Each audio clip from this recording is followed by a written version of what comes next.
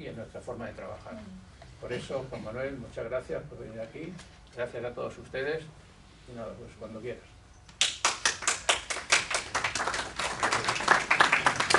Muchas gracias a Armindo, bueno, sí, por invitarme, porque esto surgió hace un tiempo que hablamos de varios asuntos muy interesantes, con algunas comparaciones con la Segunda Guerra Mundial, con la guerra de Ucrania, ese mapa absurdo que hicieron dos ucranianos, Khrushchev y Gromyko, ampliando asombrosamente el territorio de la pequeña Ucrania, y que luego ha dado lugar a tantísimos miles de muertos por Ucrania, y es una gran tristeza, ¿no? Entonces, yo como vicepresidente de las Asociaciones Africanistas en el Colegio África, hoy creo que hay aquí algunas personas importantes, tanto de los dos partidos políticos más importantes y de otros, que consigamos que el Colegio África dejen de estar prohibidas las actividades culturales. Yo así se lo he dicho al rector Goyache, lo que pasa es que, en fin, el pobre bastantes problemas tiene, entre ellos la financiación. Entonces, eso es un hecho decisivo en la historia de España, decisivo en la historia de Marruecos. La inteligencia, que está el catedrático José Barra Ortega, que me dará la razón, pues la gran inteligencia de Primo Rivera, que era enemigo a la continuidad de la guerra de Marruecos, como ahora veremos, pues supo rectificar, pero rectificar no por conveniencias políticas, sino porque otras personas le convencieron de lo que había que hacer. Y también porque él tenía la idea muy optimista de cambiar con los británicos Ceuta por Gibraltar. Y los británicos son los principales culpables de que España estuviera en esa parte de Marruecos. Porque no olvidemos que hubo dos circunstancias de guerra entre Francia y Gran Bretaña, que tiene una rivalidad colonial a lo largo de su vecindad tremenda, que es hacia el 81-82, cuando Gran Bretaña ocupa Egipto, y en compensación Francia va a mi querido Túnez, donde había también muchas reivindicaciones italianas y sobre todo en Bizerta, pues una importante población italiana. Y luego además en la isla de Tabarca, que no nos dará tiempo a contarlo, pero tiene mucho que ver, que la isla de Tabarca, España, está ocupada por los antiguos pobladores italianos y españoles de la ciudad de Tabarca, de Túnez. Por eso se le cambió el nombre de San Manuel y San Benito. Entonces los ingleses se ocupan Egipto, por lo que eso significa. ¿Quién había construido el canal de Suez? Pues Ferdinand de Lesseps. ¿Quién había pagado el canal de Suez? Capital británico. El Yedibe se arruina, el rey de Egipto, y entonces a través de esa deuda, pues los británicos van a apoderarse del país. Entonces el segundo choque que Francia pierde Egipto es cuando, después de la guerra de los Boers y de la reconquista del Sudán, pues España se queda de espectador un poco atónito, mientras ingleses y franceses se reparten el continente. Nosotros tenemos, ya lo veremos ahora en un mapa muy curioso de García Figueras, tenemos una serie de territorios, lo que era Ifni, que era mucho más grande, el mítico puerto de Santa Cruz más pequeña. Habíamos hecho una serie de pactos en Adrar, en Mauritania, con lo cual el Sáhara español tenía que ser mucho más extenso. Y mientras tanto, pues los británicos querían hacer el eje El Cairo, El Cabo, y los franceses querían hacer el eje Dakar-Djibouti. Se encuentran los dos ejércitos, claro, el inglés del famoso Lord Kitchener, que acaba de reconquistar Khartoum y Sudán, pues claro, poderosísimo, y la pequeña columna, casi toda con soldados indígenas del comandante Marchal, con lo cual, claro, pidió utilizar el telegrama británico, lo utilizó, y los franceses le dijeron, no, tenemos que recuperar Alsacia-Lorena, tenemos un contencioso terrible con Prusia, deje que esta rivalidad colonial pues venzan los británicos. Bueno, y así fue. Bien, entonces, si esto funciona bien. Bueno, este es el curso que yo dirigí a los 75 años del desembarco de los Alhucemas, la guerra de Marruecos y sus periodistas. Fue muy interesante porque hablamos de todos esos periodistas fascinantes, como era Víctor Ruiz Albéniz, y en fin, yo conseguí que don Alberto Ruiz Gallardón, nieto del periodista Víctor Ruiz Albéniz, el Tepipa Rumí, pues me financiara parte del curso. Entonces en aquella época, pues que algunos de estos cursos luego al final no me dieron ni cuentas cuando desapareció nuestro amigo Basilio Rodríguez Cañada del Colegio Geográfico, porque las personas que vinieron pues no hicieron una administración modélica. Pero teníamos un curso permanente entre la Universidad Complutense y el Colegio Mayor África, del que fui yo por muchos años, y muchas personas muy importantes, pues el Javier Morillas, que es ahora el magistrado tribunal de cuentas, por supuesto el profesor Matías Carreras, que para descanse, doña Rosa Mariaga, bueno, puede decir bueno, Alberto Buenzón, que era otra de las ilustres personas que nos acompañaban en las actividades del Colegio Miguel África, además, todo eso cuando no existía la Casa Árabe. De hecho, la Casa Árabe, que acaban de cesar fulminantemente a la directora, de lo cual me alegro infinito, pues era un lugar donde se hacían muchas cosas de África, porque el Instituto de África, estando todas las embajadas en Madrid y todas las empresas españolas que comercian con África en Madrid, pues se puso en las palmas. Bueno, somos un país muy extraño, como ha dicho con toda razón del mundo Armindo, y también eso lo dijo mi admirado don José Cadalso, autor de Cartas Marrocas, que murió valientemente en el intento de recuperación de Gibraltar. Bueno, pues hicimos este curso con profesores muy importantes. Yo quería que lo hubiera culminado Carmen Iglesias. Ella le pareció que este tema no era de su especialidad y, en fin, tuvimos a don Carlos Seco Serrano, desgraciadamente murió por la COVID. Tuvimos también al general Sánchez Méndez, que es una abreviatoria, creo que en aquella época era el único general español miembro del Instituto de Estudios Estratégicos de Londres, ¿no? O sea que tuvimos a gente extraordinaria, el profesor Octavio Uña, en fin, mucha, Pedro García Bloa, muy conocido en esta casa del Ateneo, Antonio Marín, que luego era el biógrafo de Ruiz de Albéniz y quedó tan contento Alberto Ruiz de Alón que luego nombró miembro del Consejo de Televisión. De manera que, por supuesto, estaba el coronel Ramón Diego Aguirre, la persona que más sabe de la historia del Sáhara, desgraciadamente también falleció, y nuestro ilustre presidente de aquel momento, también fallecido, Martínez Carreras. Bien, pues entonces nos ocupamos de ese tema. Y esto es una cosa que aquí hay personas muy derechas y muy de izquierdas, pero al 100% van a estar de acuerdo con lo que yo voy a contar ahora. Y es que aquí ven esta efigie donde aparecen dos personajes. El que está a la derecha, que tiene, bueno, según el que está detrás de mí, bueno, en realidad que es la izquierda, es el Gran Duque de Alba. Se reconoce porque está con el toisón de oro y el hábito de caballero de Alcántara. Si ustedes todos, al salir de aquí, miran en su teléfono Wikipedia, les dirá que no, que este señor es García Álvarez de Toledo. Pero en realidad García Álvarez de Toledo es este señor que está a la izquierda. No sé si ha venido el capitán de navío Núñez Blanco, que me dijo venir, el último premio Santa Cruz de Masanado. Yo digo que soy la segunda persona del mundo, porque también soy poco del siglo XVI, doy clases sobre ello en Túnez, en la Universidad de La Manúa. Este es el gran genio de la Marina. A lo mejor en muchas cosas más que Álvaro de Bazán Santa Cruz y más que Andrea Doria. Y es primo hermano de don Fernando Álvarez de Toledo, que es el gran duque.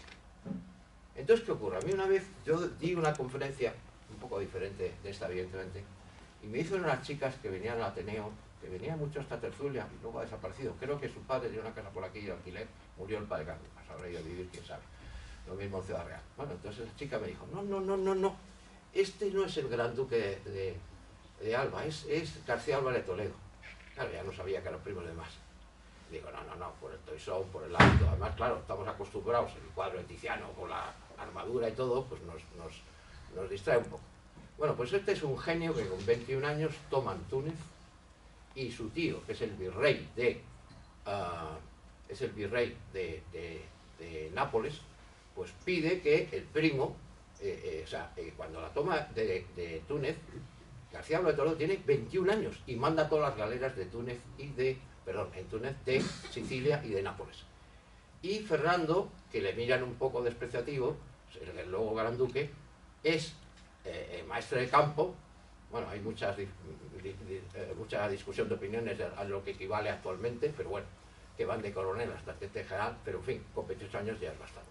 Y entonces convencen al pariente también, Carlos V, bueno, ya saben que las madres de Fernando el Católico, el segundo duque de Alba, eran hermanas, eran dos judías Enríquez de origen sefardita. Bueno, pues él descubre las pasarelas de desembarco, las baterías flotantes, es un genio. Y las 4 grandes batallas que hay en el Mediterráneo, 3 que está el de almirante, se ganan. Y la que no está él, porque Felipe II, torpemente, en mi opinión, le ha nombrado preceptor del duque, del infante Don Carlos, pues es la que se pierde. Que además es la mayor derrota, que eso de anual es un cuento chino. El anual no muere más de 7.000, 8.000, a pesar de la discusión que tengo con mi querida amiga Carmen Martante sobre lo que dice mi querido amigo también Domínguez Llosa. La gran derrota de los Gelbes en 1560. Y además hay 5 maestres de campo muertos o prisioneros, que ya es bastante. Varios de ellos de los más famosos héroes de España. Y entonces, cuando se produce la gran victoria de Malta, ¿quién es el que llega a tiempo? Derrota a todos los turcos. Pues García Álvarez de Toledo, que es virrey de Sicilia.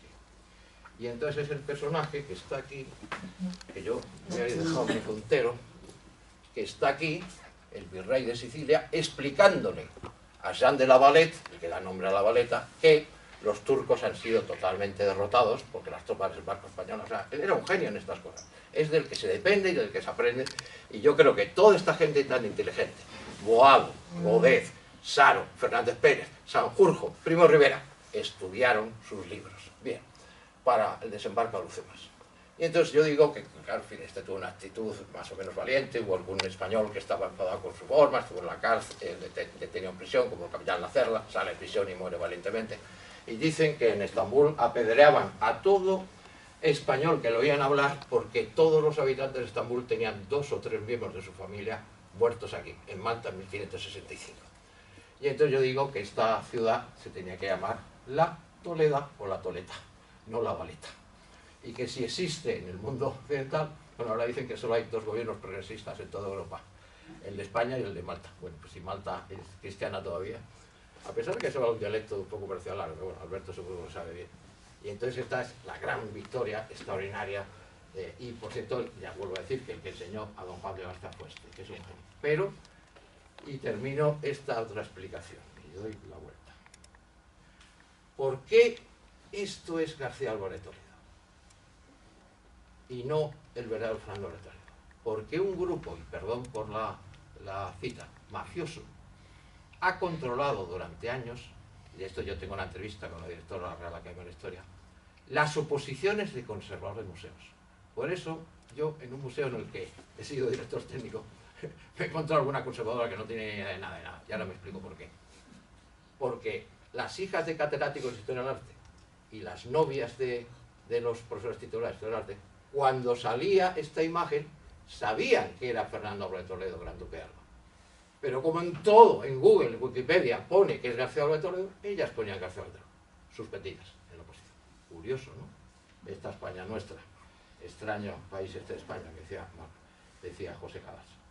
Bueno, pues este es el mapa curioso que yo otras veces he dado, vamos, alguna conferencia en la Fundación Sur, antes de titulación de Educación Africana, documentación, casi toda está en la Facultad Somos Aguas, pero hemos conseguido los papeles del Sáhara de Rodrigo Biguri, están en el Archivo Histórico Nacional a disposición de todos ustedes. Entonces, se ve por aquí un mapa, un plano, todo esto, que los marroquíes reconocen que el Sáhara no es suyo.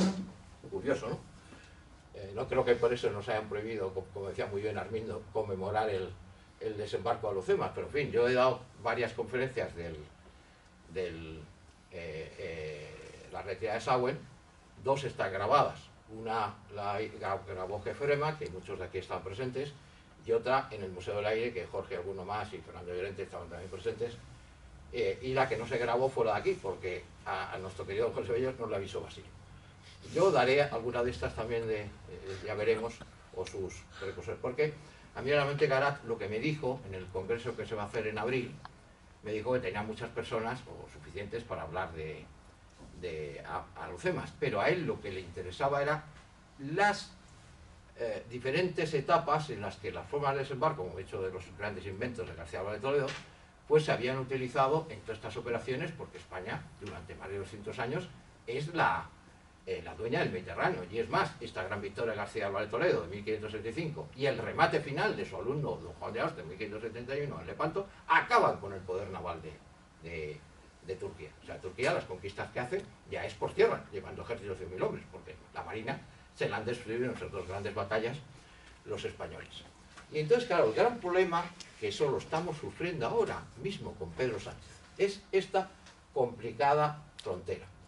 Los franceses están en Argelia, el primer país del norte de África que se ocupa, desde 1830.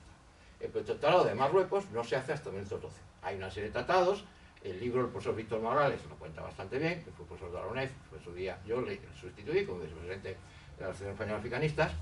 Tiene los diferentes mapas del protectorado en el cual los franceses van disminuyendo la parte que le afecta a España, y Fez, que está más o menos por aquí, nos hubiera correspondido a España, que por cierto, una de las cosas que quiso recuperar del CRIM y fue parte de su ruina, pero en parte provocada por los españoles, como ahora veremos.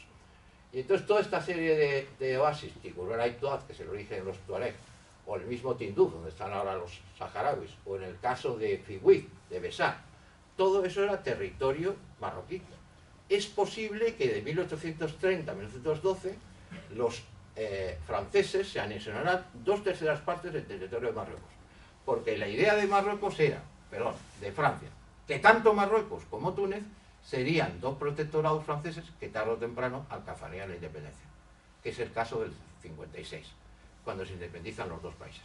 Pero que Argelia iba a ser siempre francesa. Y como siempre explico yo en estas conferencias, pues uno de los cambios que se hace es que se corre la frontera, no mucho, unos 40 kilómetros, donde en Túnez, mejor dicho, bueno, ahora es Argelia, en Annaba, Bona y Bona, que es donde murió San Agustín y donde nació Albert Camus. Yo siempre digo, era de familia menorquina y hasta que no va a la escuela con 5 años no sabe ni patata de francés.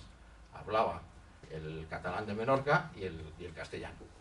Y, o sea que es otro premio Nobel nuestro. También otro que hablo hoy debe ser nuestro gran premio Nobel, que es el gran profesor, que yo soy el presidente de la República, Altamira. Pero bueno, ese ya es un tema que es mi opinión y es más complicado.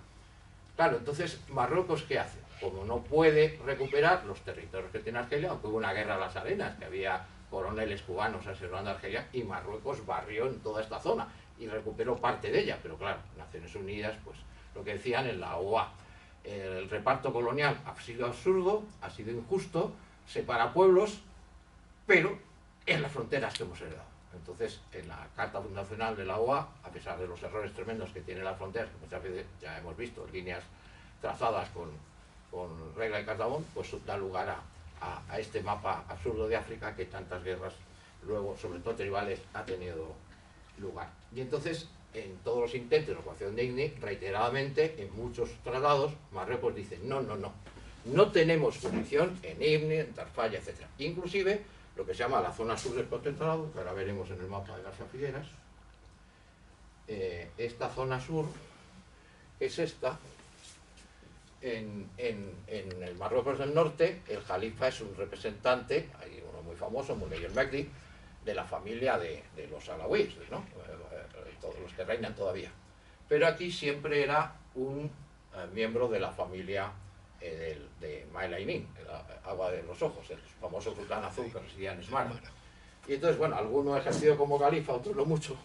Había unos hermanos que en alguna foto en el centro cartográfico lo confunden, que estaba en Tafalla. Bueno, ahí también tiene una vida muy curiosa, pues tanto Yemia Cisneros, Hidalgo de Cisneros, más lo conoce a Saint-Exupéry, bueno, que eso es, decía el jefe mayor de la Vega, jefe mayor del aire, que el mejor libro que había leído previo sobre aviación a la guerra civil era el primer tomo de Ignacio Hidalgo Cisneros, Cambio de rumbo. Cuando lo diría él, que es un hombre tan inteligente, pues sus razones poderosas tendrá. Entonces, claro, este es el mapa que hace García Figueras, en el cual vemos cómo IGNI es muchísimo más grande de lo que fue después. Por cierto, el lugar donde nos adoran en España. Yo tuve la suerte de encontrarme con tu amigo Parrilla, querido Gómezón, allí en IGNI, y era asombroso. Cualquier persona de 60 años, en cuanto nos oía hablar, venía corriendo a hablar español con nosotros. Había uno que tenía, los que hicieron el servicio catalanes, el servicio militar allí, van todos los veranos. Y además habían hecho un libro por escrito, lo mejoraron con un libro cómic. Y entonces un pastor de allí, que hablaba perfectamente español, claro, venía a ir al colegio, pues al final al secretario porque era muy curioso, venían tanto el presidente, que es un coronel de la acción, como el secretario general, que es un candidato socialista al senador por Melilla, y venía con nosotros de la Sociedad de Estudios Melillenses, y entonces el secretario general le compró al hombre este isleño el libro que los catalanes editaban dedicado a IGNI con todas sus cosas. Es decir, que el territorio era mucho más, pero claro, Francia fue imponiendo, dijo que tuvo que compensar a Alemania por el peso del Panzer con el tema de Camerún, y al final nos quedamos en esa zona, que es lo que llaman el Espinazo del Rif, y que además el Espinazo del Rif es la zona de los más indómitos, los mejores combatientes quizás del mundo. y una zona que nunca jamás fue controlada por el sultanato marroquí. Pues eso es lo que nos toca. Entonces en 1816, no sé si ha venido de Cuca Berenguer, el general Berenguer fundó los regulares marroquíes, que es, lo que pasa es que se cometió un grave error, porque se llevaba a los de la misma zona a combatir contra sus vecinos y paisanos. Luego ya, después del desastre anual, los de Ceuta se llevaban a Melilla, y hay unos episodios muy interesantes del luego general republicano Alberto Bayo, pero bueno, no es la ocasión para contarlo. Y digamos que los regulares, yo ahora he hablado mucho de ese tema porque, bueno, ustedes saben, hasta está uno metido a veces en polémicas de estas, pues el famoso gran futbolista, para desgracia de nuestro Atlético madrileño, Camil Amal, pues le metió un golazo. Camil Amal es bisnieto de un miembro de la Guardia Mora, de Franco, y 3 de sus familiares han sido miembros de regulares, y además en Larache hay una plaza política mayor preciosa, donde está el Centro Cultural Español, porque allí fue ocupada en tiempos de Felipe III del siglo XVI. De manera que tiene mucha relación con España. Bueno, pues una de las catástrofes para España es que había un excepcional... Esto yo lo he explicado aquí en la conferencia con Dominica, en mitos y religiones y humanidades, y es un tema muy curioso. Porque doña Dominica, que era la presidenta, era técnico de la seguridad social, sabía perfectamente que algunas de las leyes sociales mejores las había hecho Eduardo Dato. Y yo antes, bueno, este es Martínez Sanido, un hombre implacable, luego formó parte del directorio de Primo de Rivera, que cuando había aquella lucha espantosa entre los sindicatos, digamos, anarquistas y el llamado sindicato libre, que era el pagado por los empresarios, pues había una matanza tremenda, pues mandan a alguien como Martínez Sanido a imponer orden. Entonces eran 2 generales, tanto que mandaba a la Guardia Civil como a la Policía Nacional. Pero corría el rumor, que querían matar a los anarquistas era a este, Martínez Sanido, pero corría el rumor de que él llevaba una cota de malla, que por eso en las procesiones iba solo y que, en fin, que sería muy difícil matarlo. Bien. Entonces a mí, mi compañero Alejandro Díez, que finalmente algunos conocerán, que era de la sección de Historia, pues me invitó, y dice, hombre, tú que sabes mucho de Marruecos, que dije muchos cursos en Colegio en África, pues ven porque vamos a enfrentar un libro muy curioso. Yo esto, en el Instituto de Historia Cultural Militar, he sacado este tema, que luego hablaré de los juramentados de Abdelkrim. Y curiosamente, siendo un libro editado por el Ministerio de Defensa, no lo ha leído casi nadie del personal militar, ni menos de los de ahora más jóvenes, ¿no? Entonces, Guillermo Serrano era un chico diplomado por nada menos que la London School of Economics, donde fue profesor Preston, y yo lo presenté con Jesús Albert, que es un coronel muy cualificado, por cierto es sobrino nieto del brigada Saldueña de la aviación republicana, que fue fusilado por Pepo de Llano, y lo presentaba a la que entonces era presidenta Isabel Pérez de Puder. Entonces es muy curioso este libro porque él tiene una teoría. Yo hace poco oía que decía, no, es que 5 presidentes del gobierno han sido asesinados por la izquierda. Bueno, hay dudas sobre uno, Carrero Blanco, que a lo mejor lo mató la CIA. Digo, pues me temo que la izquierda al único que mató fue a Carrero Blanco, que fue la ETA. Bien. Porque a Prim lo mata, bueno, aquí hay algunas cosas muy bien, Paul Angulo, que es una especie de personaje muy próximo al duque de Montpensier, que lo que quería era, pues si se discutía el que fuera reina Isabel II, pues fuera sustituida por su cuñado, que era puro Borbón, ¿no? Y que el propio duque de Montpensier, pues con eso de estar casado con la mala reina, sustituyera. Pero claro, las ideas de Prim no iban por ahí y al final fue asesinado. Yo hablé alguna vez con la Caraz, que en general defendía las teorías curiosas y conspiranoias, algo de eso había, ¿verdad? Pero bueno, como bien me enseñó mi maestro José María Jover, nunca un hecho histórico es por una sola causa, sino por un conjunto de causas, y todo es muy complicado. Bueno, aquí están 2 personajes muy curiosos, que son los secretarios generales de la CNT, Andrés Nin y Joaquín Maurín. Andrés Nin es el asesinado por su condición de trotskista ya después, porque van a ser los secretarios generales del POM, ya en la época de la Guerra Civil. Lo ha estado buscando Leguina con excavadoras por la carretera de Meco, pero nunca ha aparecido. Y el otro, Joaquín Maurín, es un personaje apasionante.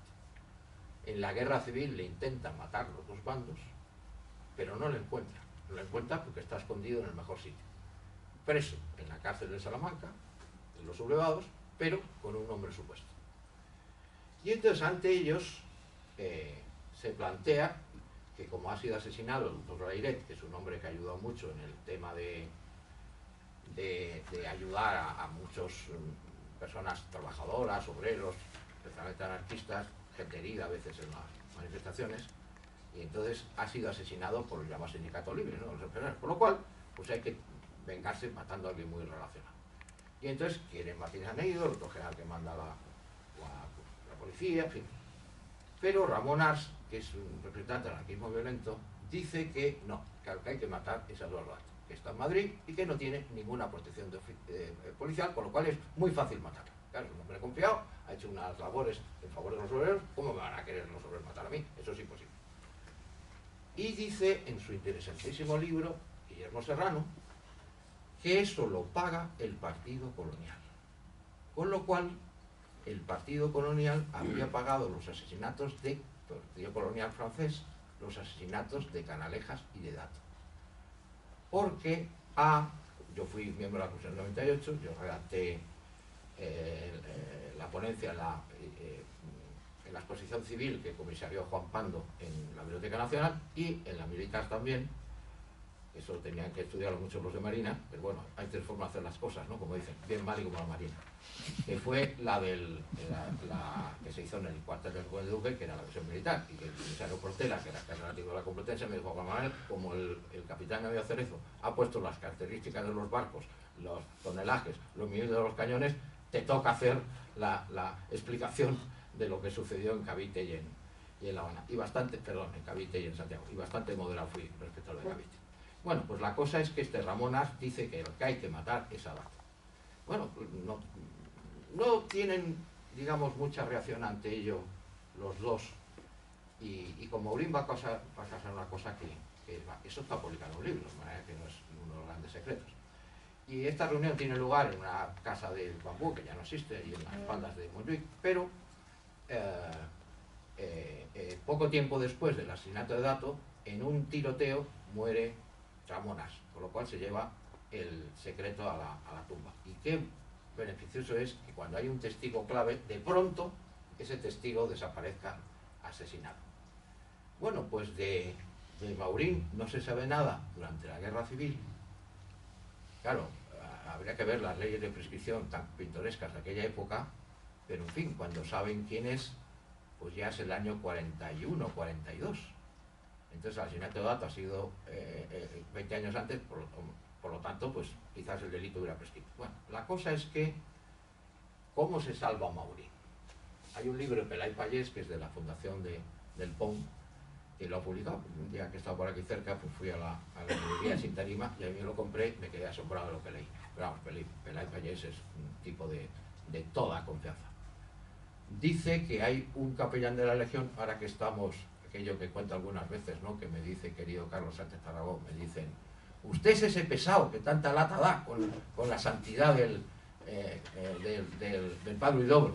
Digo, no, soy el pesado que da tanto la lata con hacer santo al Padre Alvilla, fusilado por un tribunal de falangistas. Pero también quisiera, ahora con lo que se ha descubierto nuevo y que paralizó la canonización en el 56, pues ahora ha vuelto, ya está Fernando Calvo, está el párroco de una gente estupenda, de muy buena formación y preparación, pues de verdad le hagan santo. Bueno, pues ocurre que otro capellán de la Legión se llama Nasarri. ¿Y cuáles son los apellidos de Maurín? Maurín Nasarri. O sea, que este Nasarri habla con Franco y le convence, a pesar de que estaba en la reunión que se decidió matar a Dato, para que pues la pena sea simbólica, más o menos la que cumple como el abuelo de Pablo Iglesias, que estuvo implicado como tenente jurídico, porque le dijo a Margarita Ner, que Nuestra Señora, que aquí se le hace muchos homenajes discutibles, hay que tener en cuenta lo que hizo en Destapello, y le dijo: doña Margarita, yo no sirvo para esto de la guerra, la columna ha sido un fracaso, nos han derrotado el Tábor de Tetuán en todos sitios, o sea que por favor, como yo soy abogado, póngame de jurídico. Y de eso le pusieron. Tuvo su implicación con 9 muertos, pero no cumplió más de 3 años de cárcel. Pues Maurín igual, porque su primo hermano hace un carrerón con Franco, capellán castrense, y llega a ser vicario general castrense. Toma ya. pero todavía un cargo mucho mejor pagado. ¿Cuál era el obispo que más dinero cobraba en España? Curioso para que analicemos estas cosas del franquismo. El obispo de la Seu d'Urgell, que era compríncipe de Andorra. Pues ese cargo le dieron al padre Lasarri. Curioso, ¿no? Total, que Maurín muere en Estados Unidos en paz y tranquilamente. No como le persiguieron al pobre Trotsky, pues desde la URSS, y como le persiguieron aquí en España y le mataron a Andrés Nin. Entonces, a Datos se le asesina, con esos tiroteos tremendos, cerca de la Puerta de Alcalá. No tiene salvación, y los asesinos son tres joyas, cada uno en su estilo. Luis Nicolau Ford, que es detenido, se había escapado a Alemania. El que conducía la moto, Ramón Casanelles, que se va a la URSS. Allí le entrevistó Chávez Nogales, en su libro En el viaje a la URSS lo cuenta. Pionero de la aviación, en muchas cosas también. Y que estuvo en la ocupación de INE por el gran coronel Capaz, que nadie entiende eso, ¿no? Que el ascendido general por la República y López Ochoa Masón sean asesinados por pistoleros republicanos cuando eran los dos mejores generales de la República. Pero bueno, cosas. Y luego está en el centro, es Pedro Mateu, porque querido Armindo, el otro día se habló de él. Se le llamaba Mateu, pero no, es Mateus, catalán, son los tres anarquistas, que es el que está en las gestiones con Cerrada, el millonario por falsificación de lotería y de dinero, que alquila un avión para matar a Franco en el año 48 cuando preside las regatas de traineras, que yo creo que ese chico al que yo le di mi tarjeta la ha perdido en Barajas, porque me han escrito Barajas sobre ello. Pero estos son personajes sorprendentes. Casanella se mata en accidente de moto, ya que era el que conducía la moto, en la guerra civil en España. Un accidente. Nicolau, como era una joya, no sé si fue el que violó a la hermana de Dalí, pues Dalí era tan de derechas, también hace otra violación, y entonces a este no le ejecutan pues ni Franco, ni Primo de Rivera, ni Alfonso XIII. Llegan con el Lister y dice: Nicolau, consejo de guerra sumarísimo, llevas 2 violaciones y fusilado.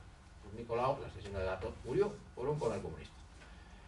Y Mateu pues intenta eso, pero luego, en fin, yo voy a hacer una grabación, no sé si voy a venir Fran de Monzón, como expliqué el intento de secuestro por Ananías San Juan en el Museo de la Ley, pues explicaré en un avión que hay allí, que yo creo que es, porque el chico este quedó en mandarme la foto, que no me la ha mandado, pero yo la tengo ahí. El avión que está arriba creo que es el mismo que se usó para intentar atentar contra Franco y que está ahora en el Museo de la Ley. La policía lo decomisó, estuvo almacenado un tiempo, y como el museo lo que quería, aviones que hubieran participado en la guerra civil española o hubieran servido en alguna aviación civil o militar española, y le daba igual que volaran, pues se cambió por unas Bookers y unas T6 dadas de baja en el Ejército del Aire, pero que tenían certificado de aeronavegabilidad para volar en Almetán. Esto te lo digo a ti, querido Jorge Resac, que la grabación te va a gustar mucho. Bueno, pues aquí tenemos al controvertido Jean Silvestre. Yo no me explico esta señora Hidalgo que da tantas conferencias y que es lo más famosa porque ha sido la profesora de Gaby, de Fabián, de varios de estos chicos que juegan maravillosamente bien al fútbol, que son de la zona de Corea del Río y de Sevilla. Bueno, pues claro, Jean Silvestre es una persona que en Cuba ha falsificado su historial. Él fingió que había pertenecido a la unidad de élite de caballería del general Guizo, los llamaban los Mirmidones, como el escuadrón de Aquiles, cosa que no era verdad.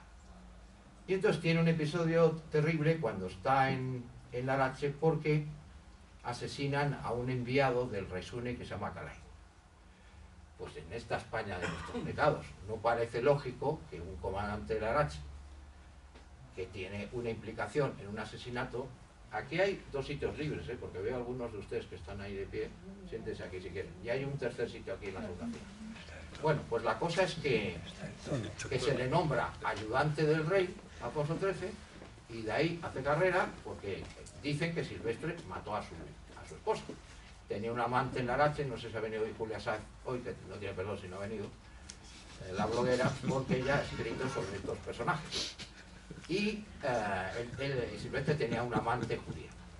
Bien, pues no parece que este hombre sea el propio para ser ayudante del rey, ni para ser jefe del cuarto militar.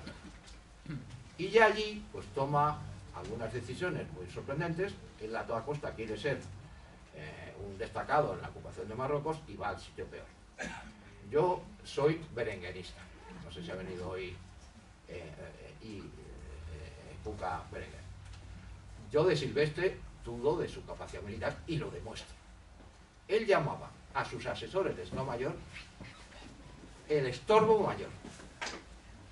O sea, prescindía de ellos totalmente. No quería saber nada. Y se guiaba de algún consejero rifeño discutible, que no era la persona más cualificada ni preparada. Y el avance fue bastante arriesgado. Tanto es así que el mayor genio militar del siglo XIX, que es el primer jefe del Estado Mayor Central, que siendo capitán general lo desempeña, se ha puesto que lo ocuparon gente muy importante, entre ellos Vicente Rojo, antes Franco, que todos los personajes importantes del siglo XX. Y ve y les dice: nosotros los militares tenemos en mucho el valor, pero el valor insensato lleva al desastre. Y además le marcó muchas veces a Delcrín que nunca pasara el río Mecrán. Mecrán es un nombre, el otro día lo contamos en el centro de veterinaria, que dio una conferencia a Carlos, que uno de los que atenta contra el rey Hassan II, piloto que se había hecho piloto militar de caza en la Academia de San Javier, se llamaba Mecrán, que es un nombre propio de Alhucemas. El río se llama Mecrán y el monte Mecrán. Y ellos tienen una profecía que dice: un día llegarán aquí los cristianos y estarán 30 años. Es curioso que cuando se embarca Alhucemas se conquista el monte Mecrán y los españoles le damos de independencia en 56. O sea que estuvimos los 30 años que dice la profecía. La profecía en muchos casos se cumplió. Entonces es una persona irreflexiva y al final yo a mi amigo, a mi triple compañero Luis María Cazorla, que ha escrito varios libros, nacido en Lagache. En Lagache había un gran hospital, es la razón de que tanta gente de la España de ahora sea nacida en Lagache. Pues ocurre que al final Silvestre se da cuenta del desastre que va a ocurrir y entonces hace una especie de informe crepuscular de las rifeñas por las sequías, entendía con soldados, con españoles, que son un país musulmán y va a acabar mal.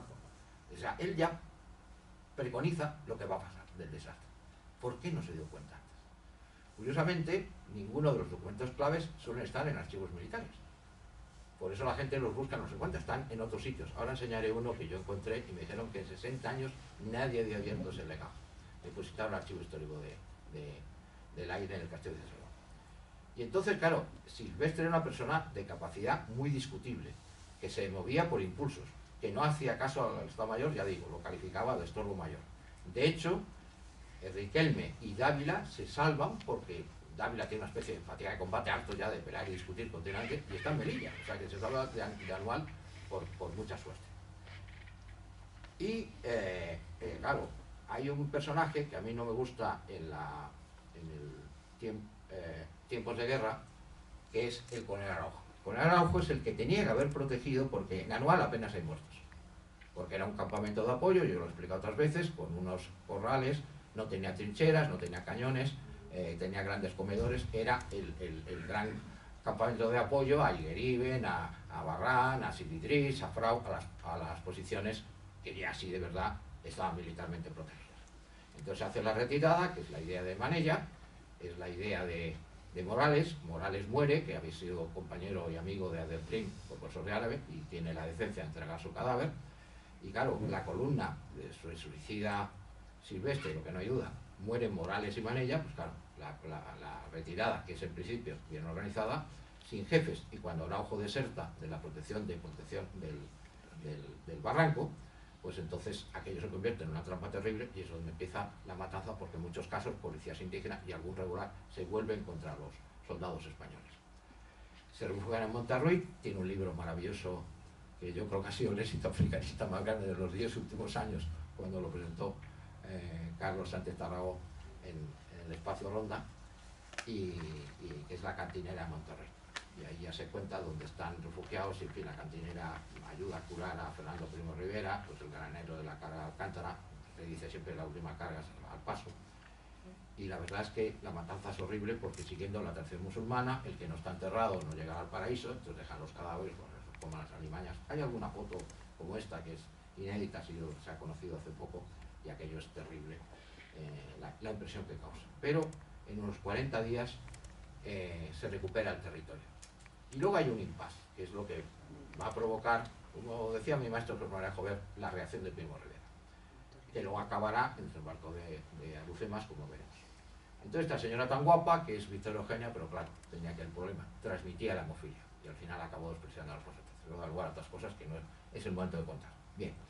Y ella tiene una gran colaboradora, que es la duquesa de Victoria, que está casada con el descendiente de Espartero. Yo he conocido a una chica de esa familia, Montesino Espartero. Bueno, pues hacen una labor muy importante, pues buscando chicas que quieran ser enfermeras, que hacen la Cruz Roja, en fin, lo que está ahora en Reina Victoria, que tiene ese nombre en su razón.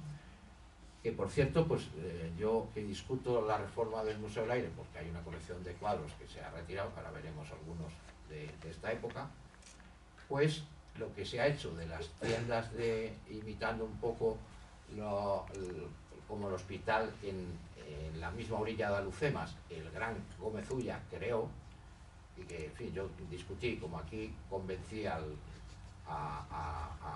Mauricio Valiente, el profesor de Carlos III, que era absurdo quitarle el nombre a la calle Francisco Iglesias, que había sido en el franquismo el peor enemigo de Carrero Blanco. Me dijo, bueno, pues si es así, y por lo que veo tiene razón, y efectivamente conservaron la calle. Pues aquí lo mismo, le han puesto una calle estupendamente a Fidel Pagés, el que descubrió la anestesia epidural, muy cerca de lo que antes se llamó, por una parte, García Morato, y por otro, por el fotógrafo Capa, y ahora se llama doctor Fidel Pagés, lo cual me parece bueno. Pues en el Museo del Aire actualmente hay unas tiendas reconstruidas con equipos quirúrgicos, pues está hecho maravillosamente. Yo no tengo nada que ver con eso, o sea que lo elogio con todo mi afecto y admiración, pero por favor que se recuperen los cuadros de Marruecos. Bien, y claro, esto da lugar al famoso Bergamín, hijo de este malagueño, que es, en fin, estuvo en la izquierda, opositor, luego hasta militó en el Ribatazo. Pero su padre era un señor muy simpático, entonces estaba veniendo de Salazar en el Retiro y dice, ¿quién podré nombrar yo ministro de la guerra? Y entonces pasa una señora despampanante y este con su acento andaluz dijo, ¡Aeza! Y entonces, que está en estos días muy de moda, dice, pues sí, tienes razón, ¡Aeza! Al vizconde de Eza, y no me vizconde de Eza, que es el tatarabuelo de esta chica tan guapa que estaba con su padre en París estos días, de gran modelo, claro, como el padre mide 2 metros, esta chica medirá unos 70 y tantos o más, y eso es muy bueno para ser modelo. Bueno, pues por esas casualidades, pues el vizconde de Eza no se le ocurre comprar morteros, pues no había que llevar cañones muy caros, muy pesados, pues los morteros, las posiciones que estaban, normalmente en zona alta, pero claro, tenían que bajar a hacer la guada, que se dice, ¿no? De coger agua. Entonces, si cada vez que bajas a por el agua están 3 rifeños que son tiradores extraordinarios, porque si fallan a una gran distancia de una cabra salvaje, pues se queda su familia un mes sin comer, o sea que no fallan a la cabra y a gran distancia la matan. Y este Luis Marichalar, el tatarabuelo de esta chica tan guapa y de moda estos días, vizconde de Eza, ministro de la guerra, careciendo de condiciones para ello. Eso lo redacto yo, o sea que el culpable soy yo. Bien. Y esta es la casa donde antes vivía, esto lo he puesto en alguna conferencia que Carlos me habrá escuchado, y es una cosa graciosa, va dentro de la tragedia. Esta es la casa donde tenía su taller Isaac Perá. Aquí le roban los secretos de su submarino, la casa Vickers, que luego lo lleva a Gran Bretaña y nos lo vende al precio que le da la gana a los españoles. Y esta casa gafe, porque está primero Isaac Peral, luego está este vizconde de Eza que nos llevó al desastre, aunque en fin, mucha culpa evidentemente tuvo Silvestre, pues ¿qué es ahora este edificio gafe? Pues sigue siendo gafe. Tienen todo a su favor para ganar las elecciones, los errores de Pedro Sánchez son espantosos, pero uno de ellos se le ocurre decir aquello de después del 155 lo que va a pasar en Cataluña va a ser peor que no. Y ocurrió que claro, hasta los que habían votado Ciudadanos asustados, pues no votaron ni al PP ni a Vox. Este edificio es gafe, tiene muy mala suerte. Bueno, pues ahora vamos a hablar de los buenos. Don Fernando Primo de Rivera, que es el que atiende la cantinera de Monterruiz, que va cargando, es herido grave, vuelve a ser herido dentro de la posición y se le concede la laureada individual muy merecida. Y después se hace una reflexión, porque yo lo he explicado alguna vez, eso Jorge tú no me has escuchado en el museo, que hay una ley que puso Franco que después de 1948 no se podía reclamar ninguna condecoración de la guerra civil, pero no dijo nada de la guerra de Marruecos. Por lo tanto, se recuperó, con una ceremonia muy bonita en el Palacio Real, pero con un solo caballo, la laureada colectiva al Regimiento de Alcántara. Pero hay otra laureada colectiva de vida. Esto, yo no sé si tú lo has visto, y Llorente seguro que sí, porque esto lo quitaron del Museo del Aire, no entiendo por qué. Y yo ya he dado 4 papeles plastificados al anterior director y no sé si 2 al actual, para que se recupere, si lo han perdido. Esto lo publiqué yo en un artículo en la revista Serga sobre los héroes de Anual, y además estos están hasta la muerte, con varios del Regimiento de Alcántara, y es una laureada de vida. Y esta es la carta que yo decía que encuentro. Estábamos con el aniversario de la aviación y luego Pedro Vives, yo lo hablé con varios rectores de la Complutense, buenos amigos míos, desde Gustavo Villapalos, que me dio 3 de los cargos importantes que he tenido en mi vida, hasta lo hablé con Andrada y lo hablé también incluso con el mismo Carrillo, que es un hombre muy inteligente y por cierto con algunos muy de derecha se lleva muy bien, en una historia preciosa que en su momento contaré, no hoy, pero otro día tomando una caña la cuento, que es preciosa para ambas partes. Y entonces la fecha de inauguración del primer edificio de la ciudad universitaria no es la que dice, es exactamente el 15 de mayo de 1925. ¿Y por qué? Porque ese día es el patrono de San Isidro, de los ingenieros agrónomos, y por eso se inauguró ese día ingenieros agrónomos. Bueno, entonces están allí Pedro Vives, está Alfonso XIII y Primo de Rivera. Pero antes de que venga Alfonso XIII, pues hay unos alumnos, de ellos es ver, que protestan contra la Universidad María Cristina. Es donde ha estudiado Pedro Sánchez, curioso. No, es que no se puede dar los mismos derechos a la Universidad María Cristina que los que tenemos la Universidad Central, que es como se llama entonces, la que había de San Bernardo, que se estaba llevando a la ciudad universitaria. Entonces se enfada mucho, y eso que no está rey todavía, lo sanciona. Y al día siguiente, pues el general Vives, que era una buena persona, le dice, hombre, Miguel, mira, resulta que este chico, me he enterado, vive en Menorca, le hacemos un trastorno tremendo, pobrecito, claro, lo que has dicho tú, desterrar la Guinea, qué barbaridad. ¿Por qué no le desterramos a otro sitio diferente? Y bueno, Pedro, a ver, ¿qué sitio quieres tú? Pues si no te importa, le desterramos a Cuenca. Y entonces, pues Miguel I, que yo creo que era una buena persona también, dijo, bueno, venga, Pedro, te voy a hacer caso, lo desterramos a Cuenca, en vez de Guinea. Bueno, pues le escribe estas cartas a el inteligentísimo Juan Luis Bebeder, una de las personas que le ganó la guerra a Franco, que no es cuestión de hablar de él. Él ha sido ayudante de Silvestre, ayudante de Sanjurjo, y entonces el general Vives le escribe, o sea, esto es después del 21, del desastre anual, cuando es ministro, ya hemos dicho, 15 de mayo de 1925, ministro de Fomento, es el que construyó los aromos de Getafe y de Cuatro Vientos, y entonces quiere ser comandante general de Melilla, y Juan Luis Bebeder, que es muy inteligente, le dice, mi general, si quiero ser usted comandante general de Melilla, mueva los hilos en Madrid, porque aquí en Melilla y en Marruecos no se decide nada en Marruecos. ¿Quién nombró a Silvestre? ¿De dónde venía? Yo muchas veces, bueno, ahora vendrá otra cosa que va a venir, vendrá que lo explicaré mejor. Bueno, bien, en 1913 empieza la actuación de la aviación con estos Farman. Aquí son heridos los primeros por balazo del mundo. Esto lo hemos comentado una vez en el museo y la última vez, pues el Tete Hazamarripa me da totalmente la razón a mí, de que una cosa es que los italianos utilizaran la aviación en Libia, que es verdad, pero no tienen heridos por arma de fuego. Hay uno que se cae al mar y por los atalajes se ahoga, y otro que lo capturan en tierra y lo fusilan.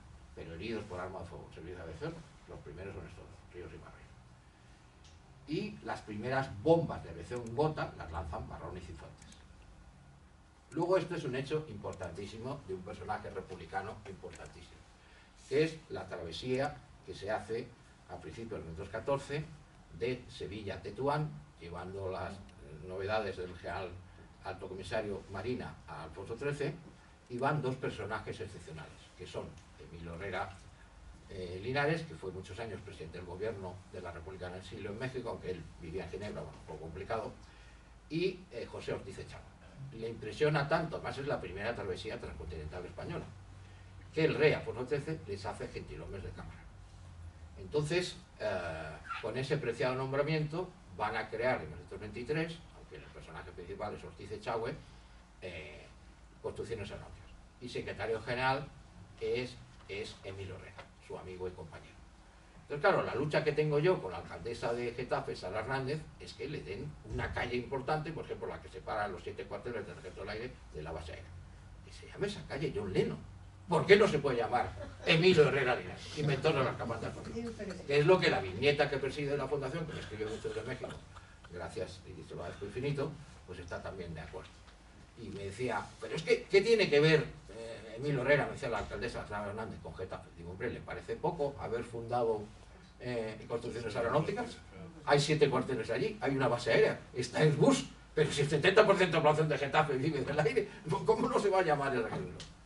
Y en fin, los dos cronistas, los pobres, el mayor que había antes, amigo, y el más joven que hay ahora, han luchado y todavía no hemos conseguido. Bueno, así, como decía el de Cartas Marruecas, extraño país este de España. Bueno, pues esto es el peñón de Alhucemas. Y con los cañones capturados por Adelcrim, que son los 125, pues reiteradamente es bombardeado. Lo refuerzan, ellos tienen obuses de gran potencia, muchos son subterráneos, bueno, es increíble, conviene visitarlo porque es todo un museo. Bueno, uno de los guías del museo, Sandy Vicuña, estuvo hace poco, que su hermano es el actual marqués de Alhucemas. Bueno, entonces, ahora he estado leyendo una serie de detalles y claro, el barco Juan de Juanes mide 91 metros. Tenía una gran tripulación, era de la Transmediterránea. Claro, el 18 de marzo, Dios, estamos casi en el aniversario, tenían que haber fondeado, como van a hacer luego los Junkers que evacúan en el desembarco a Alhucemas a los heridos. Tenía que haber fondeado detrás justo el peñón, lo hace más alejado, en la isla más pequeña, que es la que usan de cementerio, pero allí con los 125 cañones, claro que ella asusta mucho a los españoles, que bueno, si tenemos esas posiciones, de hecho, el peñón de Vela de la Gomera es abastecido desde submarinos por la noche. Y como tiene un istmo que le une a tierra, allí hay unas luchas terribles, se lo tiene que proteger nada menos que la Legión, que ya digo, la llevan en submarinos. O sea que aquello es tremendo, y entonces pasado el desastre anual, pues está el alto comisario Silvela, que decide bombardear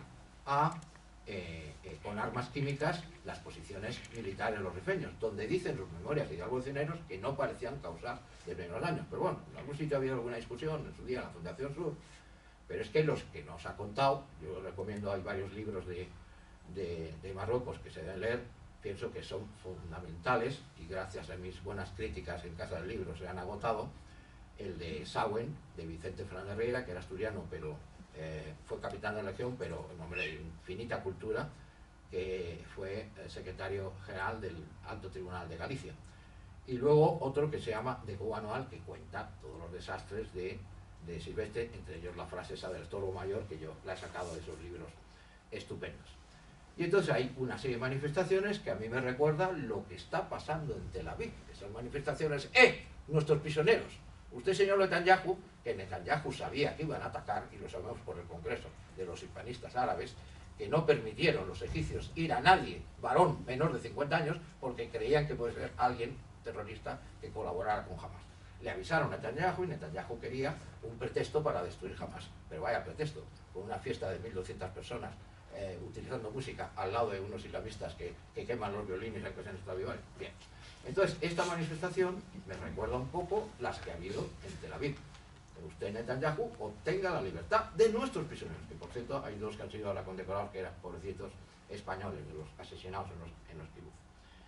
Y al final, pues lo que, bueno, esto era las condiciones, este es un cuadro, yo discuto algunos de Ferrer Dalmau, pero creo que eso está muy bien. La terrible dificultad de los acemileros para subir los suministros a esas posiciones inexactamente colocadas en altura, sin agua.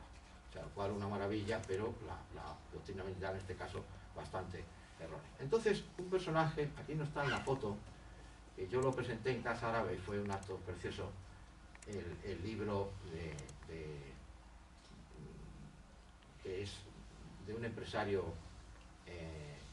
ceutí, donde habla de los personajes destacados, héroes y bandidos, que uno de ellos es Gilles de Selan. Gilles de Selan era de la zona de Rabat, donde se rodó la película Blaja o Derribado, que cuando está prisionero en Chafarinas, traduce al árabe el Quijote.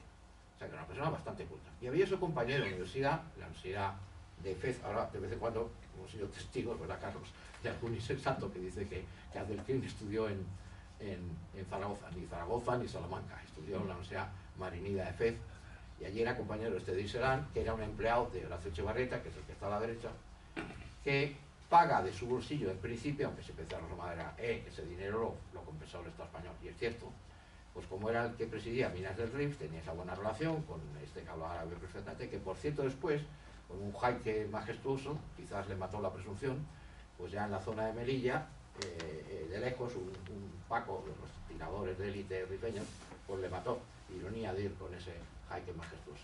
Bueno, pues Horacio Echevarrieta paga el rescate, y luego todavía Del Crin le dice que le tiene que dar más dinero para pagar la comida, aunque en fin, muchos murieron, sobre todo mucha culpa tuvo un médico, Vázquez Bernabeu, que le dieron un flotador, un rifeño al que él había curado, para que pudiera huir con ayuda del flotador al Peñón de Alucemas.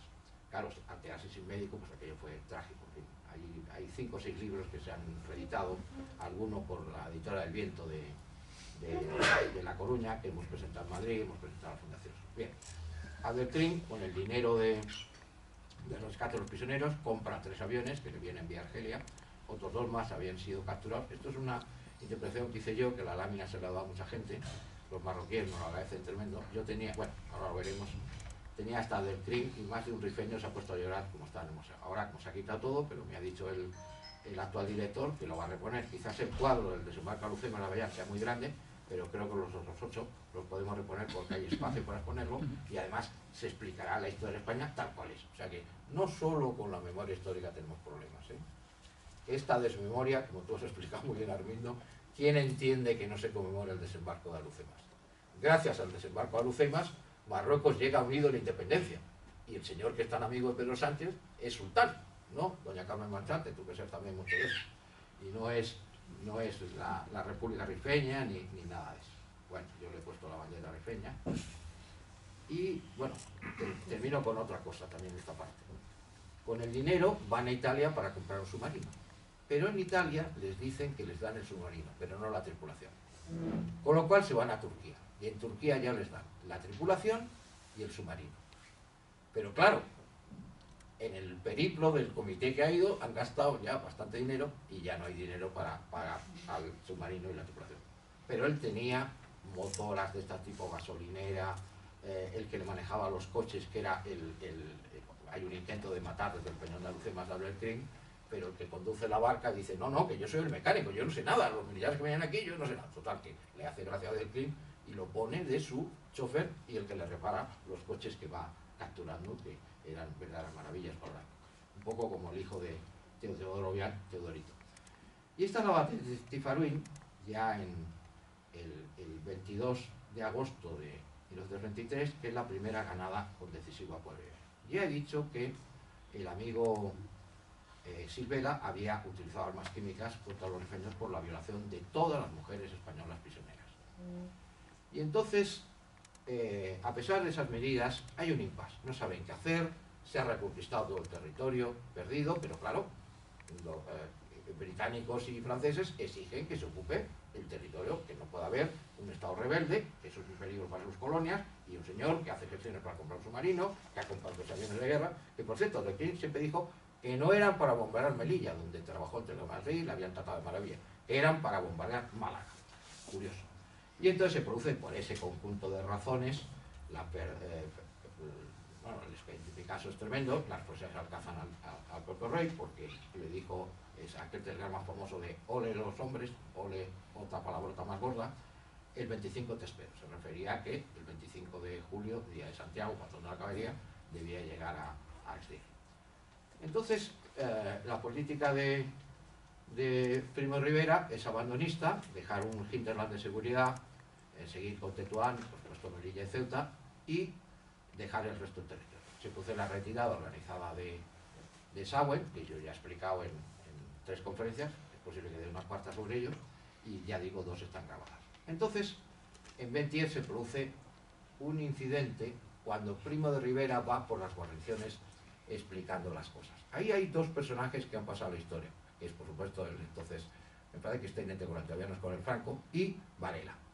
Pero se olvida otros 2 personajes importantísimos en ese incidente, que es el jefe regular es Pareja, y otro de prestigio, que era una familia muy importante, con muchos nombres militares, que era Álvarez Lagunas. ellos se plantan ante Primo de Rivera y hace su discurso. Claro, los ingleses, que ya han hecho en secreto toda la excavación de Gibraltar, y que va a ser decisivo, como todos ustedes saben muy bien, en la Segunda Guerra Mundial, de ninguna manera aceptan la proposición de Primo de Rivera de cambiar Ceuta por Gibraltar. Por lo cual, claro, la política de Primo de Rivera pues queda un tanto, con perdón de la expresión, descafeinada. Y entonces le dicen porque cuando termina su discurso, le aplaude su ayudante, nadie más de todos los que están allí, y entonces el ayudante dice, bien, muy bien, y Varela le corta rápidamente, que es 2 veces laureado, y le dice, mal, muy mal. Y claro, pues hay un cierto ambiente de tensión, pero los otros, Álvarez Arenas, que es muy inteligente, Pareja, Franco, le van explicando de otra manera, y dicen, aquí ha muerto lo mejor de España, esto se ha hecho mal, ahora tenemos un gran ejército profesional, porque claro, el plan era, y hablo bien otra vez de Berenguer, era derrotar a Raisún en Tazarut, que era el enemigo débil, y una vez derrotado el enemigo débil, ir al más fuerte, llevarle a Legión. Y luego, cuando el desastre anual, se habían licenciado 2 reemplazos. 1000 hombres habían ingresado a la Guardia Civil, 200 a la Guardia Civil, 1000 en la Legión. Luego, entonces, lo mejor de la Comando General de Melilla no estaba en Melilla en ese desastre. Otra razón más del tremendo desastre. Bueno, pues estos van por la noche a Melilla, tienen una larga reunión con Primo de Rivera, y Primo de Rivera les convence. Y luego una frase preciosa que yo saqué de este libro que he elogiado, me ayudó Carlos Tarragó a presentar en la librería de Gastambide, la de Meléndez Valdés, los mejores libros que nos enseñaron esto, ¿no? Basilio quería hacer uno también sobre el de Martínez Reverte, que yo sepa nunca se ha presentado, ni siquiera aquí en el Ateneo. Toma nota, querido amigo. Bueno, pues entonces Primo de Rivera dice una frase que es: aquellos que eran mis criticadores, mis críticos, fueron después mis mejores colaboradores. O sea, se está refiriendo a estos 4: Álvarez Arenas, Pareja, Franco y Varela. Y hoy son mis mejores amigos. La cita que hace Vicente Fernández Rey. Yo creo que es muy importante. Y aquí están varios de ellos. Estas son las bombas que se lanzan, las bombas hispanas, que por cierto, en el intento de atentado contra Franco primero cuando presidía las regatas de treneras y luego en Ayete, llevaban 75 bombas. Ese avión, que es de los años 30, lo están usando en el año 48. Era biplaza, y van 3. Claro, fue un disparate. Decía este chico el otro día que uno de los pilotos había sido Jacques Titron, el cantante. Yo digo, no, había 2 que eran pilotos de mosca, uno Primitivo Gómez. Yo creo que un piloto de mosca en la guerra civil es un buen piloto, y por supuesto no es cualquiera. Bueno. Bien, entonces, ya conté en su día este DH-4, que es el mejor avión, es el que derriba a los dirigibles sobre Londres, que es el que mueren heroicamente Carrillo Durán y el Suez Agamán. Porque en aquella época las leyes de la laureada eran tan duras que si no se regresaba con el avión para evitar acciones arriesgadas por parte de los pilotos, pues no se podía tener la condecoración. Y de hecho, pues hay 11 laureadas en la guerra de Marruecos, uno de un conductor de camión, que es una historia muy bonita, y la mayoría son observadores que van atrás, porque es el piloto que aterriza. Y de hecho había un personaje famoso, gallego, que dice que 2 veces al observador que iba atrás le dan la laureada y él nada. Bueno, pues vuelvo a la española de Barberá, Carrillo Durán, que es el que muere heroicamente, y que Marillac, que es un periodista francés, lo bautiza así, vuelvo a la española. Y que además los 2 españoles que aterrizan en Meserat, en aterrizaje de emergencia, pues se unen luego a la defensa, a la posición. Yo tengo esta foto, que la saqué de un libro malísimo, de un médico también que atribuye, que es de Salamanca, que tiene allí su escolta, bueno, todo tonterías. Pero la foto con esta mirada torva, como dice Eliot, ¿no?, que la mirada torva al conde de Olivares le inspiró a amiga Carmen, y que por eso dedicó toda su vida a estudiar a los austrias menores y no a los mayores, y especialmente al conde de Olivares.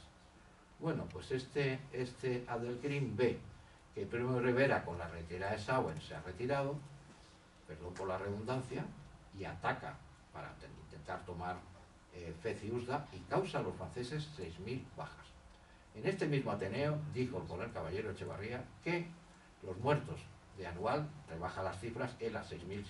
Quizás nos aproximemos entre lo que dice Caballero Echevarría y lo que dice Domínguez Llosa, que efectivamente los 500 que se van, y muchos desertan desde la zona de de Zocontelaza al protectorado francés, y luego se van a Hispanoamérica, y alguno que estaba cobrando su familia pensión, y alguna familia famosa, pues deja luego una gran fortuna en Argentina 30 años más tarde. O sea que de muertos a consecuencia de ser estatal son bastante menos. Pero bueno, posiblemente Domínguez Llosa tenga un estudio que en gran parte tiene razón. Y entonces ese ataque lo dirige Ahmed Abdelkrim, que es un inteligente puesto mayor, ministro de la guerra, era el que había estudiado en Francia a la Sociedad de Estudiantes. Escribe una carta a Alberto Jiménez Frau, le dice: yo, señor querido Jiménez Frau, estuve en deuda con ustedes, con el personal de servicio, pero mi hermano me llama y tenemos un deber. Posiblemente la política se hizo mal, dicen que hubo un incidente entre Silvestre y Abdelkrim. Bueno, había un francés, Herman Ayas, que ha escrito un libro muy bueno, que un día la Casa Velázquez no discutió la verosimilitud de esa historia, pero en fin, como decía José María Jover, son un conjunto de causas. Y entonces Primo Rivera pues hace caso de sus consejeros, entre ellos el inteligentísimo Godez, el marino Boado y otros cuantos más, y por supuesto los generales que mandan las dos columnas, Fernández Pérez, la de Melilla, y el famoso Saro, que manda la de Ceuta. Entonces se decide el desembarco. Bueno, en el papel yo les doy algunos detalles que le hacen a Leopoldo Saro conde de Illaín, porque el desembarco se va a hacer. Qué pena que no haya un mapa mejor, pero bueno, pues yo los he traído para alguien se los regalo. La señora Ciega le iba a dar uno, pero bueno, se ha ido antes. O sea, se hace por aquí el desembarco, unos vienen de Ceuta, pues la cantidad de barcos es tremenda. Y ahora veremos en el mapa un detalle importante. O sea, es impresionante la cantidad de barcos, toda la transmediterránea está aquí, y la transatlántica. Y estos Lachonen-Can estaban en Gibraltar del fracasado desembarco británico en Galípoli. Cuando se retiran los británicos y franceses, a los turcos y alemanes les quedaban solo 25 balas de cañón, después de haber hundido unos 6 acorazados británicos y franceses. O sea que estuvieron a punto de ganar la gran batalla de Galípoli los británicos, que siempre los australianos decían: ¿qué les habremos hecho a los ingleses que nos mandan a los sitios peores? En la Segunda Guerra Mundial los mandarían a Tobruk, y allí en la primera, a Galípoli, donde miles de australianos, descendientes de irlandeses y católicos, pues murieron allí. Entonces los lanchones iban remolcados, tenían esa especie de plataforma parecida a la que diseñó el gran genio García Álvarez de Toledo, y son comprados, entiendo que por muy poco dinero, ya que los tenían en Gibraltar y eran los que procedían de Galípoli, a los ingleses, y son usados aquí en Alhucemas. Entonces llega un momento que hay una cabeza de puente, que es en la que está Franco, todos acumulados, vienen soldados, los rifeños disparados, y en un momento dado pues parece que Franco a lo mejor dio la decisión no porque él la pensara, sino que dijo: mejor nos vamos a combatir que no estar aquí amontonados, que cualquier bala de cañón nos hace un destrozo. Y entonces, digamos que ellos habían fingido el desembarco en 2 o 3 zonas. Y hay un detalle muy curioso, que yo alguna vez lo he contado en el Instituto de Historia de la Militar, y les dejaba a ellos muy sorprendidos, porque no es algo que sepan. Incluso hubo un general que me preguntó: ¿qué es eso de los juramentados? Los juramentados eran la guardia de élite de Abdelkrim. Y tan confiado estaba de que este desembarco no se iba a hacer, parece mentira.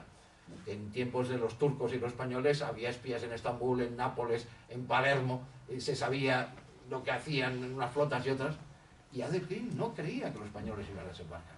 Tanto que su unidad de élite, los juramentados, están en Diván. Hay 2 películas sobre ellos, una que protagoniza Jack Van Damme, que no es muy buena, y otra de Strauss, el famoso de Hombre Pobre, muy rico, que hace de un mercenario, el sargento Klein, al servicio de Abdelkrim, un poco mejor.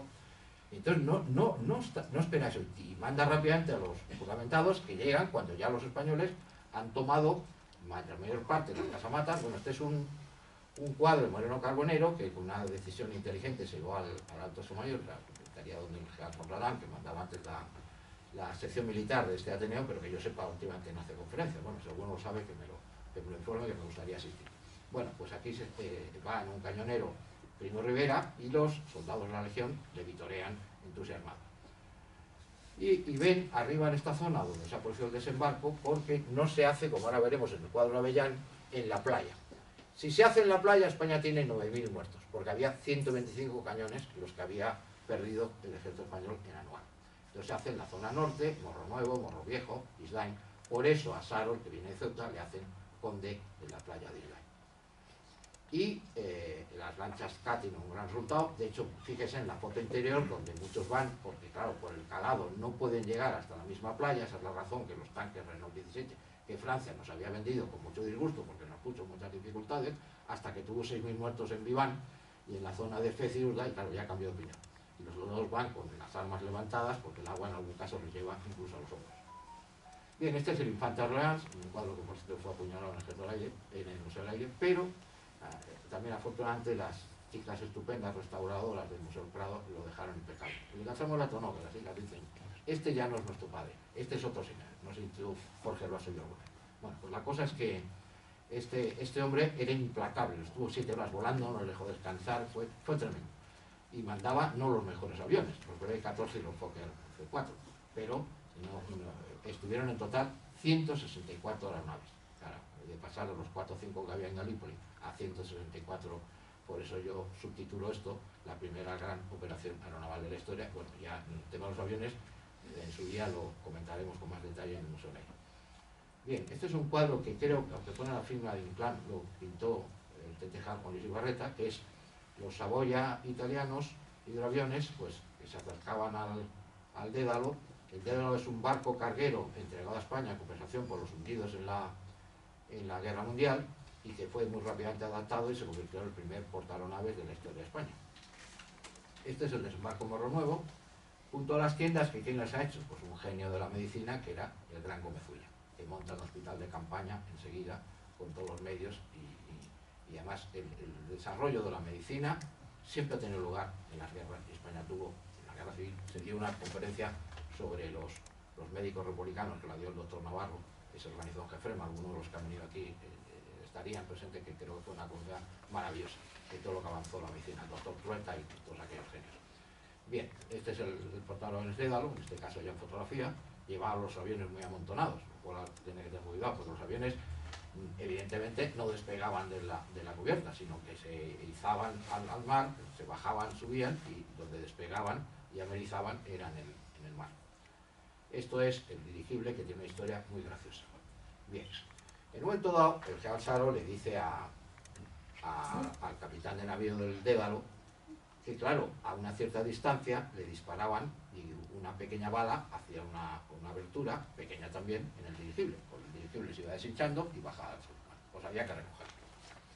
Entonces, claro, eso requería tiempo y un grupo de soldados que lo tenían que recoger. Y le dijo Saro, ya estamos hartos, venga, acérquense más a la tierra y ustedes lo sueltan allí y luego ustedes mismos se encargan de recogerlo. Y le dijo el capitán de navío, que creo que era Cardona, le dice, yo tengo toda la munición y combustible de los hidroaviones, toda la munición y combustible del barco de Dédalo. Tengo el hidrógeno había dos dirigibles, de los dos dirigibles. Soy un polvorín flotante. Si quiere usted que los 125 cañones que en el desastre anual regalaron a Delcrim me hundan y le demos a Delcrim la mayor victoria de la guerra, pues bueno, yo me acerco. Total, que Saro dijo, no, siga usted allí en el fondo del mar, y allí lejos, y nosotros seguiremos recogiendo el dirigible. Y esta es otra de las fotos, que hay una colección de fotos muy buenas, donde ya se ven los soldados más cerca y ya van a medio cuerpo. Esto aquí también, la inmensa cantidad de barcos, esto cerca de Alhucemas. Esto es el famoso combate de la recuperación de los cañones, que se produce porque no han llegado a tiempo la unidad de élite que estaba en Viván, en la zona francesa. Ya digo, Adelcrim no esperaba este desembarco. O sea, el factor sorpresa, que es decisivo en las operaciones militares, aquí triunfó. Y menos en el sitio que se hizo. Los refugios que tenían, bueno, ellos tenían perfectas comunicaciones, refugios para sus gasolineras, telégrafos, teléfonos, no era como se ha dicho en algún sitio. Bien, este es el cuadro de Avellán. Qué pena que no me lo han puesto con el color suficiente. Que claro, el desembarco se ha hecho en esa zona que vimos, que era de esta para allá, la playa de Isláin, Morro Nuevo, Morro Viejo. Si se hace en la playa aquí, ya digo, qué mal ha salido este cuadro, que es una preciosidad. La Reforma, como tiene su valor pictórico, artístico, pero no su valor histórico, pues claro, yo le decía al actual director que como es muy grande, que para que pongamos los 2.8 no se ponga esto. Aquí está el barco hospital, está el acorazado, están dos acorazados, Jaime I, bueno, luego se cambió el nombre por el España, bueno, ya se sabe. Bien, había 3 acorazados, uno chocó en el Cabo de Forcas, cerca de aquí. Y entonces esta es la gran batalla que tiene lugar en las casamatas de cañones, porque claro, si el desembarco se hace así, como pone el cuadro, pues hubiera habido ya 9.000 muertos. Bien, entonces estos son los Bristol. Este cuadro lo ha hecho Alan O'Mill, un argentino que pinta aeronáuticamente muy bien, unos cuadros de más pequeño tamaño, por eso va a tener la suerte, si sale bien como yo deseo, que se repongan. Y aquí está el general Sadov señalando a Sanjurjo y a otras personas por las operaciones donde ha llegado, cómo han ido. Aquí son unos prisioneros que eran, se decía serbios, pero bueno, en realidad bosnios, que son eslavos, pero de religión musulmana.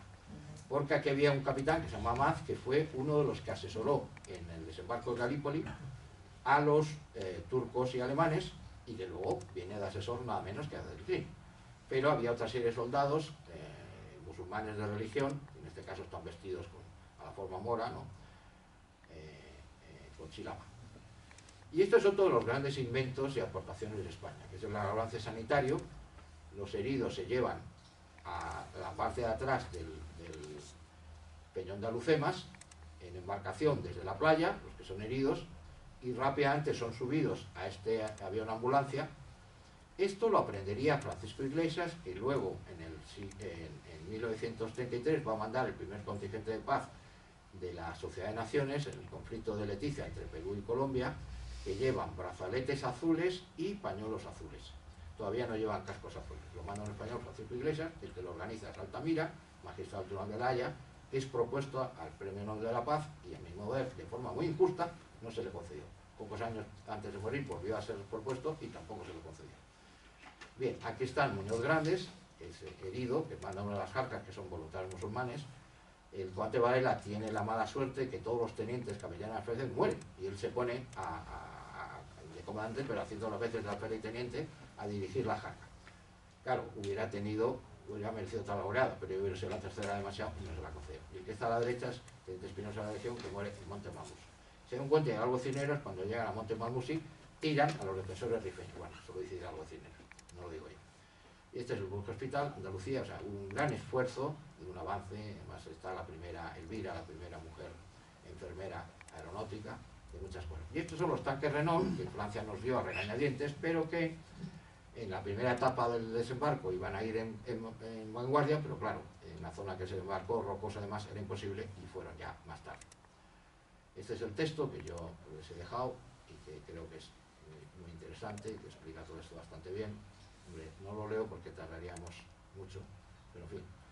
Aquí está con el mismo avión, de Havilland YH-4, pues hay una laureada y un muerto en servicio que no se va. Y esto puede ser, no sé, quizás sea la retirada de Sagüen, pero en fin, aquí van Franco y Liniers. Liniers es, que yo recuerde, el único coronel que hace la guerra de la Legión con los republicanos, al cual se captaba el propio Villapalos de haber dado un giro de Gustavo Villapalos padre, de haber dado un giro con un camión, haber volcado el camión y haberle matado. Que luego decía Ricardo García aquello de que Franco comentaba, no sé si a Villapalos condenarle como civil o condecorarle como militar, y al final optaron por la solución intermedia, le dieron la medalla militar individual, lo cual siempre lo dio muchísimo Gutiérrez Mellado, que está en el mismo grupo de estudiantes, que por cierto me pasaban a los presos, los camuflaban por el túnel que yo vi cuando se hizo la obra del botánico de farmacia, que se venía desde el río Manzanares hasta el Clínico. Dicen que en un momento dado, cuando sospechaban de ellos, Villapalos y Gutiérrez Mellado, entregaron a un sacerdote, que claro, el sin republicano lo mató. Y dijeron, bueno, el sacerdote ha ido al cielo y gracias a que lo he matado seguiremos salvando a otra gente prisionera de Madrid o cautiva o perseguida en Madrid. Bien, y ya vamos acabando. Esto es Gomá, que en un bombardero, este es José Gomá. O sea, se dice que los musulmanes tienen una tradición que el que tiene una gran baraca, que era el caso del Crim, cuando es derrotado, pues esa baraca pasa al que la derrota. Entonces José Gomá había tenido 12 cruces rojas al mérito militar por operaciones en campo enemigo. Se pasa a la aviación y es piloto de Dornier, o sea, el mismo que usó Franco en la hazaña del Plus Ultra un año después. Esto es más o menos 25-26 de mayo de 1926. Mecánico va Madariaga, que es mecánico del Plus Ultra, mecánico del Cuatro Vientos, luego un destacado jefe republicano. Creo que es tío de la chica esta periodista va a pasar a Carbonero. Y va con San Grasas, que al ser apellido compuesto creo que debe ser el padre o el abuelo del abogado laboralista de izquierda, o sea que es curioso las vueltas que da la vida. Bueno, pues estos consiguen un bombardeo de precisión a Alcázar de la Senada, que pues, prácticamente no mataron a nadie, pero ya el tren está cerca de la frontera y con 300 asnos y mulas que lleva todo lo que le ha robado el Resuni, todo lo que ha cobrado de rescate de prisioneros y se va a la zona francesa. Luego acabaría en Isla Mauricio, de allí se escapa cuando pasan por el Cairo y termina exiliado en el Cairo. Que yo sepa, su cuerpo sigue en el Cairo y no lo han traído al Resuni. Y este es José Galboya, que es el artífice de la rendición del Crin, que negoció, de esto hablamos en un programa para Telemadrid, esto os lo conté a los de Jefrema, pero bueno, los demás no lo han escuchado. Cuando acaba la guerra, Eduardo González Ayaza, que será ministro del Aire, no tiene el menor reparo en que sea condenado a muerte su compañero de promoción, José Gascón.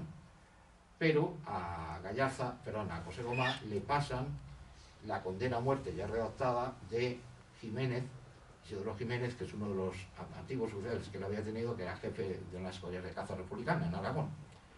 Entonces Gomá se niega rotundamente, lo devuelve a los alcázares y empiecen de cero, y luego le pone una pena simbólica. Entonces a mí me decía, nos contó esto en Palacio de Madrid, nos contaba Isidoro Jiménez que había estado agradecido siempre a Gomá. Y yo a Javier Gomá, que es el todopoderoso director de la Fundación Juan Marc, pues le digo, has heredado parte de la baraca de tu tío abuelo.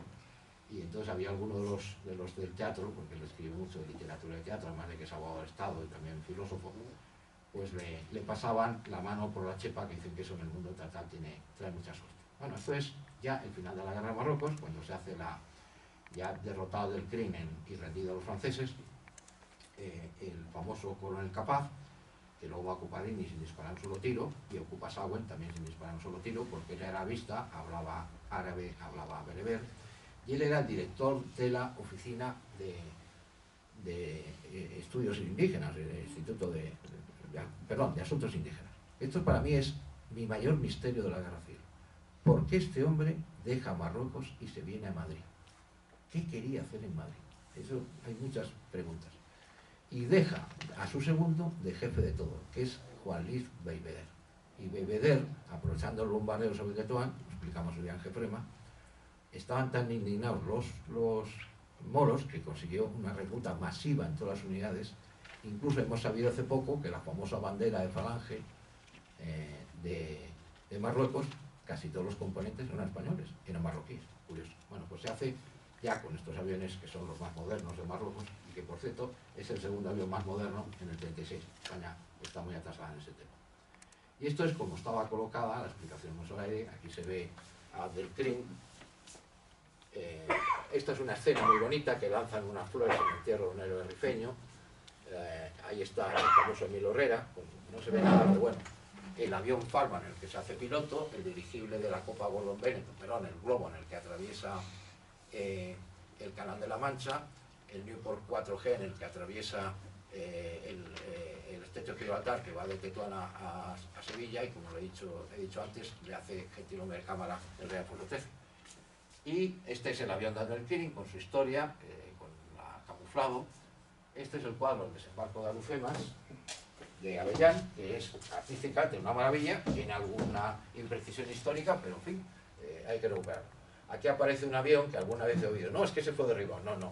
Este era un Ramón Gomá, que hizo con un helicóptero, también de esa familia Gomá, el récord de distancia Madrid-Lisboa, 510 kilómetros, y era un tipo tan hábil que con varios impactos que recibió, él aterrizó tranquilamente y luego recuperó el avión, o sea, era un tipo estúpido. Este era un avión Farman, un Goliath grande, derribado por los franceses, o sea que esto teníamos una explicación, y esto, que no me vengan con cuentos de la memoria histórica, o sea, estas cosas hay que recuperar la historia, y la historia es de todos, o sea, no me imagino un solo ejército sin Carlos V ni Felipe II.